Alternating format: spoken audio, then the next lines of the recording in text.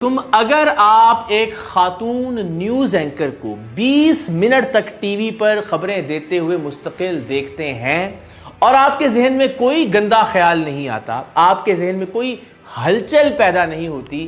तो आपको डॉक्टर को दिखाने की ज़रूरत है। ये मैं नहीं कह रहा,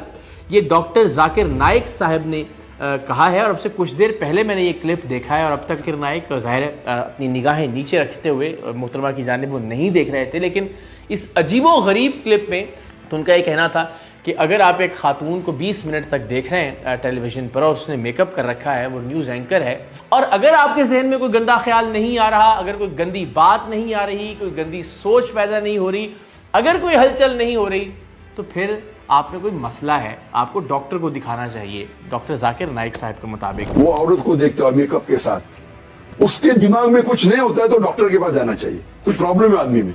आप लड़की को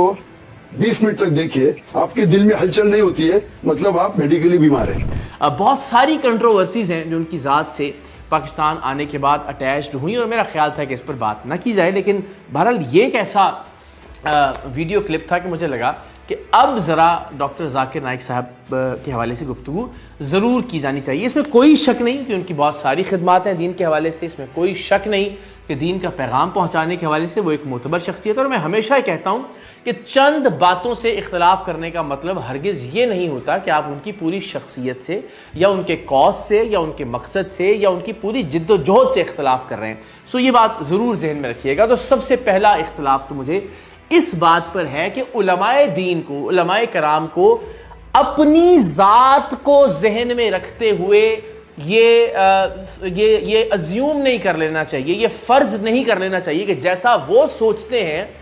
सबके सब लोग वैसा ही सोचते होंगे। यानी जाकिर नाइक साहब ने ये एतराफ़ किया इस क्लिप के अंदर कि मेरे मुताबिक अगर 20 मिनट तक एक खातून न्यूज़ एंकर को टीवी पर खबरें देते हुए देखकर किसी के जहन में कोई गंदी सोच पैदा नहीं होती, कोई हलचल नहीं होती, तो उसे डॉक्टर को दिखाना चाहिए। इसका मतलब कि डॉक्टर जाकिर नाइक अगर 20 मिनट तक किसी भी खातून को मेकअप में देखते हैं टेलीविज़न के ऊपर, वो कोई ड्रामा नहीं कर रही, वो कोई फिल्म नहीं कर रही, वो नाच नहीं रही, वो गा नहीं रही, उसने कोई बेहुदा लिबास नहीं पहन रखा, एक न्यूज़ एंकर जो एक मुनासिब कपड़ों के अंदर होती हैं, उन्हें देखकर इसका मतलब है डॉक्टर जाकिर नाइक के जहन में गंदे ख्यालात पैदा होते हैं, उनके जहन में हलचल होती है। तभी वो कह रहे हैं कि अगर नहीं होती तो इसका मतलब है कि वो एबनॉर्मल है कोई आदमी। तो ये फर्ज नहीं कर लेना चाहिए कि सबके जहन में गंदा ख्याल पैदा होता होगा। मुमकिन है डॉक्टर जाकिर नाइक के बरअक्स बहुत सारे लोग ऐसे होते हों कि जो खबरों पर फोकस कर रहे होते हैं, जो ये देख रहे हो कि वो क्या बात कह रही है, वो फलस्तीन के बच्चों की शहादत की बात कर रही है वो न्यूज़ एंकर, वो बेरूत में होने वाले हमलों की बात कर रही है, वो पाकिस्तान के सियासी मामलात की बात कर रही है, वो महंगाई की बात कर रही है, वो लोगों का रोना पीटना दिखा रही है जो महंगाई से, बेरोज़गारी से तंग हैं। इस पर हो सकता है बहुत सारे लोगों का फोकस हो, बजाय इसके कि वो खातून न्यूज़ एंकर को देखकर अपने जहन में हलचल पैदा कर रहे होते हैं। तो मेरा ये ख्याल है जाकिर नाइक साहब को ये फ़र्ज़ नहीं कर लेना चाहिए था कि एक मामला अगर उनके साथ होता है तो ज़रूरी है कि ये सब के साथ होता हो। यानी अगर वो 20 मिनट तक किसी औरत को गंदा ख्याल जहन में लाए बगैर नहीं देख सकते, तो इसका ये मतलब नहीं कि कोई भी मर्द या कोई भी शख्स किसी औरत को गंदा ख्याल जहन में लाए बगैर 20 मिनट तक नहीं देख सकता। बहुत सारे लोग ऐसे हैं, मेरा ख्याल है, कि जो ये कारनामा सरअंजाम दे सकते हैं। तो पहली बात तो मुझे इस बात पर संगीन एतराज़ है। बहुत सारे लोग हैं जो कंटेंट देखते हैं, जो खबरें सुनते हैं, जो ये देखते हैं कि क्या बात की जा रही है, क्या तज्जिया पेश किया जा रहा है, बजाय इसके कि वो मुस्तकिल अपने जहन में गंदे ख्याल लाते रहें। तो मुझे लगा कि इसके अलावा भी बहुत सारी ऐसी चीज़ें हैं कि जिन पर डॉक्टर जाकिर नाइक साहब का जो रवैया है वो मुनासिब नहीं था। मिसाल के तौर पर आप सब जानते हैं PIA के हवाले से उन्होंने जो बात कही, भाई इसका मैं बैकग्राउंड अर्ज़ कर देता हूँ। उन्होंने कहा कि जी 1000 किलो का वज़न था और जिसमें ज़ाहिर उनका इक्विपमेंट होगा और कुछ ऐसी चीज़ें, मुमकिन है किताबें भी हों, दीनी किताबें भी, जिन्हें वो पाकिस्तान ला रहे थे। तो उन्होंने कहा कि उन्होंने जो COO हैं या CEO हैं, उनके तलफ़ुज़ की वजह से बात वाज़ेह नहीं हो सकी PIA के, उनसे ख़ुद रब्ता किया और उन्होंने ये जवाबन कहा कि मैं 50% डिस्काउंट दूंगा आपको उस वज़न के ऊपर जो आप लेकर जा रहे हैं, 100% रियायत में नहीं दे सकता। अभी आपको मिसाल दूंगा, मैं आ रहा था, हमारा 1000 किलो था, PIA के मैंने CEO से बात किया, नाम नहीं लेता हूँ, मुझे 50% डिस्काउंट दूंगा। मैं बोला भाई, बोला देने के तो फ्री दे, मतलब मत दे। ठुकरा दिया मेरे PIA पाकिस्तान एयरलाइन। ज़राए ये बताते हैं कि तकरीबन वो जो अमाउंट बनती थी उस सारे सामान की जो डॉक्टर जाकिर नाइक लेकर आ रहे थे पाकिस्तान, वो 72 लाख रुपए थी। तो एक ऐसी एयरलाइन जो कि ऑलरेडी नुकसान कर रही है, जिसका बोझ कौमी खजाने पर पड़ना है, मुझे नहीं लगता कि किसी भी तरह के किसी कानून में इस बात की कोई गुंजाइश मौजूद है कि 100% रियायत दी जाए। अगर कोई शख्स 50% रियायत भी दे रहा था, मेरा ख्याल है कि वो भी शायद दुरुस्त नहीं कर रहा था। इसलिए कि डॉक्टर जाकिर नाइक साहब के पास माशाल्लाह पैसों की कोई कमी नहीं है। हालिया बयान ही में उन्होंने कहा कि हमने 9 करोड़ रुपए के कैमरे खरीदे हैं, 10 कैमरे खरीदे हैं 9 करोड़ रुपए के, अपने वीडियो पैगामात को रिकॉर्ड करवाने के लिए। तो इसका मतलब, इस पर भी बात करेंगे, तो इसका मतलब है कि पैसों की कोई कमी नहीं है डॉक्टर जाकिर नाइक के पास। तो 72 लाख रुपए कौमी खजाने को ऑलरेडी नुकसान पहुंचाने वाली एक एयरलाइन पर अगर बोझ डालते हैं जाकिर नाइक साहब, तो मेरे ख्याल में मुनासिब चीज़ नहीं थी। और अगर किसी ने उसमें ऑब्लाइज नहीं किया तो ना ये कानून का तकाजा था, ना शरीयत ऐसा कोई आपके लिए कोई ऐसी पाबंदी मुतय्यन करती है कि लाजमन डॉक्टर जाकिर नाइक साहब को जो है वो उनके इजाफी सामान पर रियायत देनी चाहिए थी। और फिर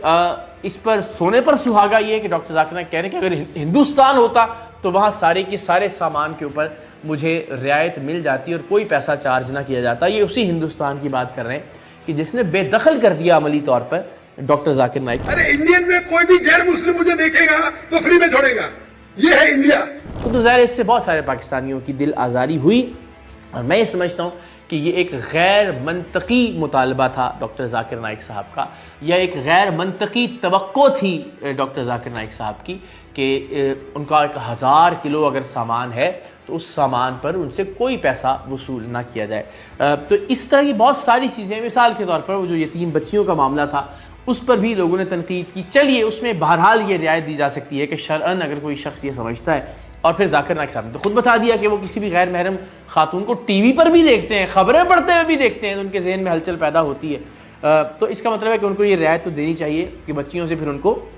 दूर ही रखा जाना चाहिए। फिर उन्होंने कैमरों के हवाले से, जिस तरह मैंने पहले भी कहा, बहुत ही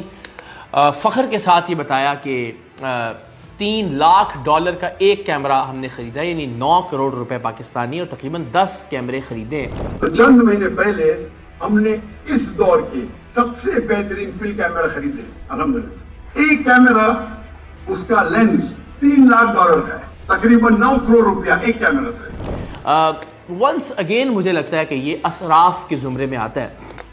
इसलिए कि या तो जो उनका जो टेलीविज़न है पीस टीवी, वो प्रोडक्शंस कर रहा हो, कुछ ऐसे तारीख़ी ड्रामे क्रिएट किए जा रहे हों, कुछ ऐसी फिल्में बनाई जा रही हों कि जिनसे दीन की तरवीज का, दीन की तबलीग का काम लिया जा रहा हो। तो ज़ाहिर उसमें फिर डिफरेंट एंगल्स, डिफरेंट लेंस और आपको मुख्तलिफ टेक्निकलिटीज़ की ज़रूरत पड़ती है। अगर आपने सिंपल लेक्चर्स रिकॉर्ड करने हैं, जैसी उनकी रिकॉर्डिंग्स हम देखते हैं, उसके लिए अगर 9 करोड़ रुपए का कैमरा खरीदा जा रहा है एक ऐसी दुनिया में कि जहाँ बहुत सारे लोग भूखे मर रहे हैं, जहाँ लोगों के पास रोज़गार नहीं है, जहाँ इलाज की सहूलियात नहीं है, मेरा ये आजिज़ाना मेरी ये राय है कि बहरहाल ये असराफ के ज़ुमरे में आता है और शायद ऐसा नहीं किया जाना चाहिए था। और अगर डॉक्टर साहब ने ऐसा कुछ किया तो इसको बहुत ही फ़ख्र के साथ शायद बताने की ज़रूरत नहीं थी।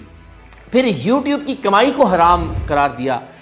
डॉक्टर जाकिर नाइक साहब ने। अब हैरानी की बात यह है कि उन्हीं के मकतबा फ़िक्र के या उन्हीं की सोच के बहुत सारे लोग, बल्कि कुछ उलमा तो उनके सामने तशरीफ़ फरमा थे कि जो कि यूट्यूब की कमाई को अपने लिए हलाल समझते हैं, अलल ऐलान अपनी कमाई का एतराफ़ करते हैं, उसको कबूल करते हैं, वसूल करते हैं और कहते हैं कि ये हराम नहीं है। यूट्यूब की कमाई को हराम इसलिए करार दिया डॉक्टर जाकिर नाइक ने कि उसमें जो ऐड चलते हैं उसमें ख़वातीन भी होती हैं, उसमें म्यूज़िक भी चलता है, वगैरह वगैरह वगैरह। अल्लाह ताला मुझे रोज लाखों देता है तो क्यों मैं यूट्यूब दे दूं भाई? यूट्यूब से हराम कमाई हराम है। यूट्यूब के ऐड से अगर आप कमाते हैं, वो ऐड में लड़की आ जाएंगी, म्यूजिक आ जाएंगे, ये आ जाएगा वो। तो मैं ये समझता हूँ कि दीन को, मेरी दरख्वास्त है, ज़ाहिर है मैं कोई आलम दीन नहीं हूँ, इम्प्रैक्टिकल बनाकर पेश नहीं किया जाना चाहिए, नहीं, बिल्कुल नाकाबिल अमल बनाकर पेश नहीं किया जाना चाहिए। बहरहाल हम जानते हैं पाकिस्तान के अंदर, इस समय मैं बार बार मौलाना तारिक जमील साहब की बात करता हूँ और ऐसे बहुत सारे उलमा हैं कि जो ज़्यादा फोकस हुकूकुल इबाद के ऊपर करते हैं, लोगों से, लोगों के मामलात के ऊपर करते हैं। आज की दुनिया आज के इस ज़माने के हवाले से अगर आप नाकाबिल अमल बनाकर पेश करेंगे दीन इस्लाम को, तो ये कोई खिदमत नहीं होगी दीन इस्लाम की। लोग मुतनफ़र होना शुरू हो जाएंगे दीन से। अब जैसा कि आप अगर ये समझते हैं कि 20 मिनट तक किसी खातून न्यूज़ एंकर को अगेन कोई नाचने गाने वाली नहीं है, कोई फिल्म अदाकारा नहीं है, कोई बोसो किनार नहीं हो रहा, कुछ भी नहीं, ख़बरें सुना रही है अगर एक खातून, तो डॉक्टर जाकिर नाइक समझते हैं उसे भी 20 मिनट तक देख के कोई ना कोई गंदा ख्याल ज़रूर जहन में आता है। मैं ये समझता हूँ कि ऐसी बातें करने से कि जिनसे दीन की कोई ख़ास खिदमत नहीं हो रही, इज्तनाब किया जाना चाहिए। बहरहाल डॉक्टर जाकिर नाइक हम सबके लिए काबिल एहतराम है, बहुत सारी खिदमात, बहुत सारे लोगों तक दीन का पैगाम उनकी वजह से पहुँचा, लेकिन दीन का वो पैगाम पहुँचना चाहिए कि जो ज़रा मुस्बत, रोशन, काबिल अमल है,